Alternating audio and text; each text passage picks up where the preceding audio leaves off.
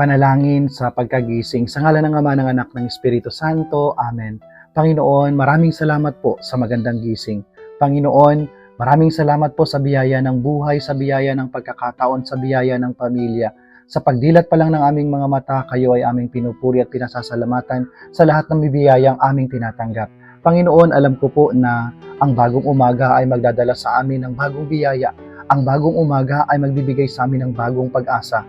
Ang bagong umaga ay magbibigay sa amin ng pagkakataon upang muli ay makita ka namin at makasama ka namin sa bawat isa.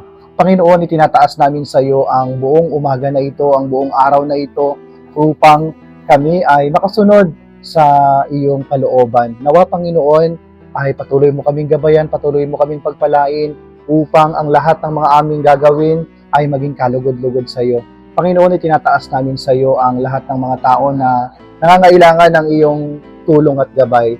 Panginoon, pagpalain niyo rin po ang mga taong nahihirapan, ang mga taong dumaranas ng problema, lalong-lalo na yung mga taong dumaranas ng mga sakuna sa buhay, yung mga binabaha ang kanilang mga lugar, nahihirapang lumikas, nahihirapang kumain, nahihirapang maghanap ng mga damit.